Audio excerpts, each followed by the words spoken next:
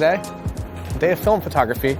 Cinestill 800T all day, all night, Leica M7. Magic brought me this film all the way from Poland because to buy Cinestill 800T in Tokyo, one, it's impossible, there's none here, and two, even if you do find it, it's like $50 American. Magic says to buy his presets to repay him. Cinestill 800T is a tungsten-based film stock, and what that means is that if you shoot it in the daytime, it's going to be real blue.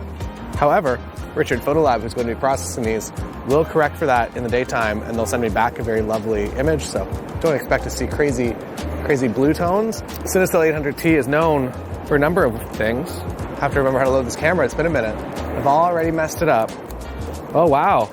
First try. I don't know if I trust that. That shouldn't have. Thanks Leica for having my back and just loading film when that shouldn't have worked at all. Make sure this thing spins. Now we're ready to do our film photography with our Cinestill 800T. Here we've located 2 trees. I don't know, it's fall, it's nice. The way I've set this camera up on the back here, you set your ISO, and I've actually overexposed it by 0.3 of a stop. Something like a Portra 400, I'm gonna go full stop, maybe 2 stops over. For this, I'm gonna go just a little tiny bit over. On my camera, I have a 35mm Summicron, and it is made in Canada, not far from my house, which is a bit, I don't know. It's quite interesting that Leica manufactured in Canada. And after the war, basically what happened was it was obviously Germany, a bit of a challenge. So the Canadian production facility started manufacturing for the North American audience. And they actually made this camera here on the screen, the M4-2, which was Leica's first adventure into a more affordable camera. And our friend, we got booted. We'll stand over here. And that was Leica's first adventure into a camera that was a little bit more affordable. And some will say that it actually saved the company from going bankrupt in a pretty challenging time. One of their best optical engineers actually came over to Canada and they ended up winning, they won an Oscar, because you can do that. And that team designed a number of incredible Canadian lenses, even though if you look at the used market, you might be like, oh, why is the Canadian one less? Because it's just not made in Germany. That's why it's less. It's not less good, it's just maybe a little less resale value overall. Anyways, made in Canada, 35 f2 Summicron, back to photography. Look at these guys setting up. What's going on here? Everybody's ready. So one of the things you're going to expect from Cinestill films is halations around any light sources. At nighttime, what that means, depending on the light source, it might just be a big burst of red color around. So basically what's happening, the light is entering the film, bouncing around a little bit more than it probably should be. It is motion picture film that has had one of the layers removed. So in a motion picture, that bouncing is limited with something that can be developed by C41. That layer goes away and it just, I don't know, it adds the red balls sometimes. And I like that. It looks really cool. You get some surprises, and sometimes it's a very nice surprise, and sometimes it's a very, very sad surprise. That's life in the bayou. I am honestly very curious how this film handles blue skies. I think I know, but again, it's going to be a bit of a surprise for me. I think that's why I enjoy film photography. It's just fun. It's a little bit of gambling, a little bit of, I don't know, you think you know what you're going to get, and then it's a surprise. I don't know. You know more than me watching this video.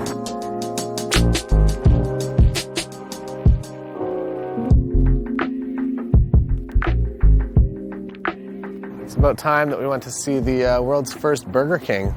It's made in Tokyo. Bet you didn't know that. Saw the first McDonald's yesterday.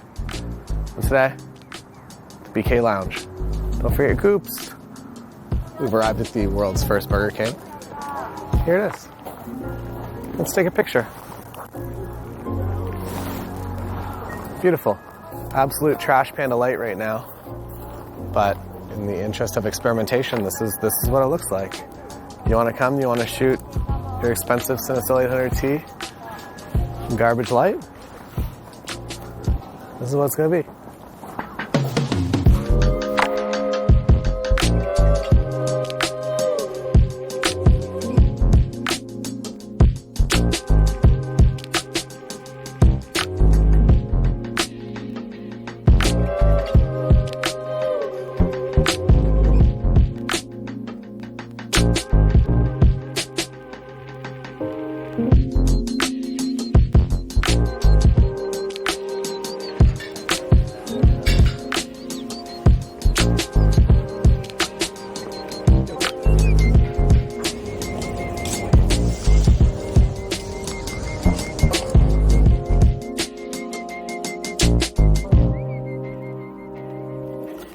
completed one roll of film.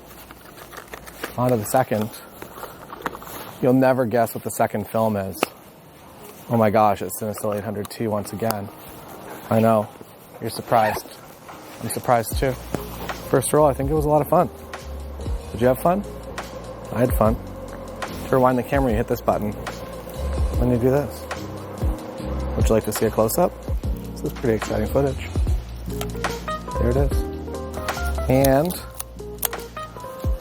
purple. The front was better than the back. All right, do we start here? That's nice.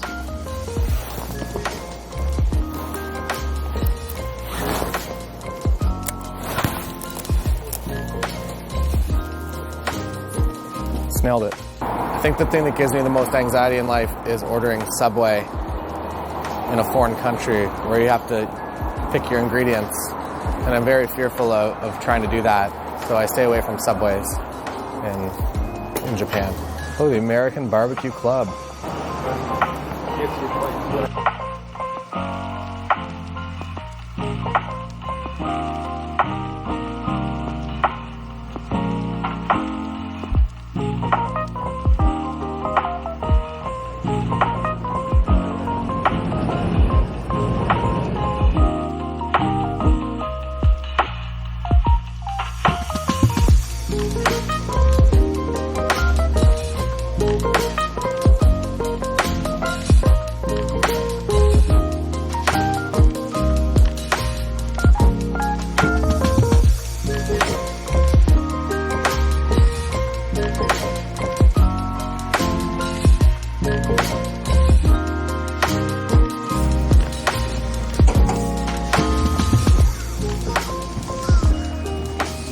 Look at that tree. It's like the emoji tree. I saw a photo. I was like, this is the one area that no one seems to be congregated. And then as soon as I put the camera up, you know what happened? When you find yourself in tricky situations like this, where I'm kind of pointed directly into the sun, I trust the meter in here, but I just like to double verify. So I have an app, just a basic light meter app. And I set it to 1/1000 shutter, 800 ISO, I'm pointed over here. And it's telling me f/16. So you can shoot at f/16, you can shoot at f/11, whatever you're feeling, but at least it gives you double confirmation whenever you're in a tricky scene. If you have a digital camera, you can also just meter it off your digital camera. See what settings it's going to give you if you put it in A mode or P mode, and copy those over to here.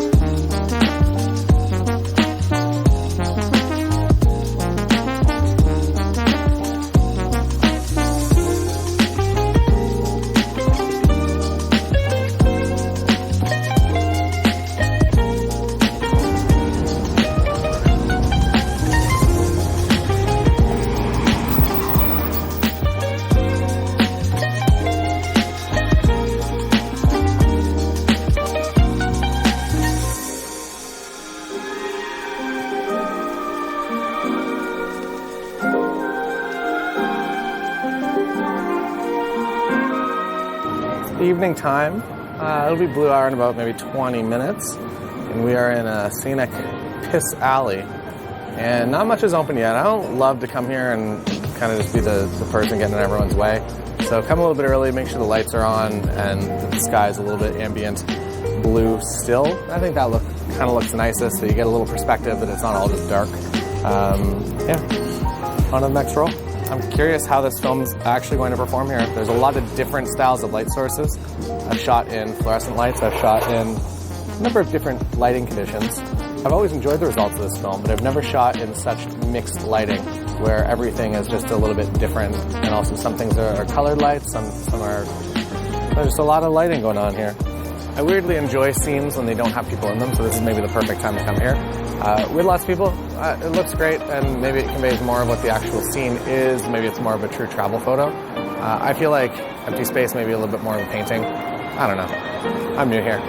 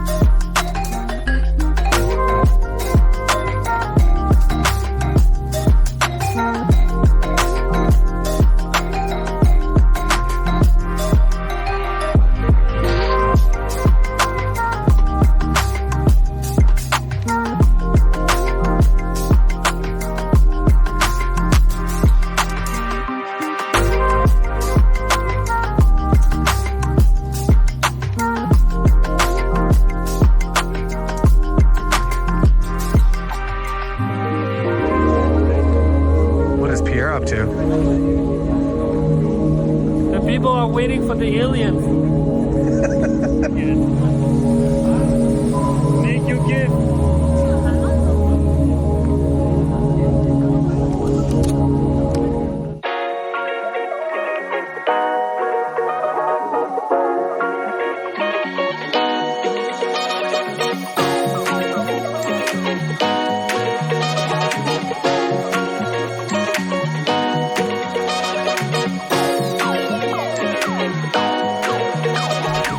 This one is for Grainy Days Jason. Not his exact style, but I hope that he'd appreciate it.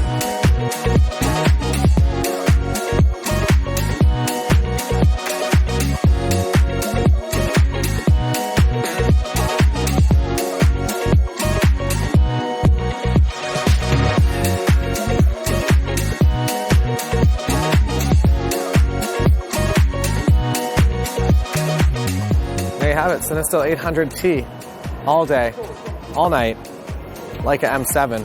It's getting real busy. There's no one here. As soon as we started this, bicycles everywhere, and I feel like we're in the way. Let's finish this over here. Really love this film stock. It's a lot of fun. Love the element of randomness that I think I know what I'm getting, but we can't have that in the shot.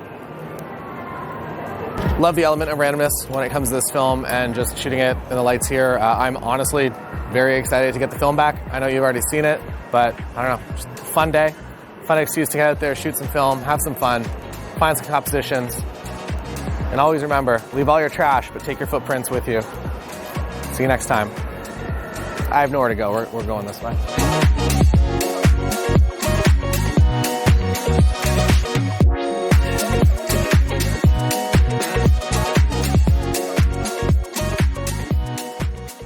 Yes?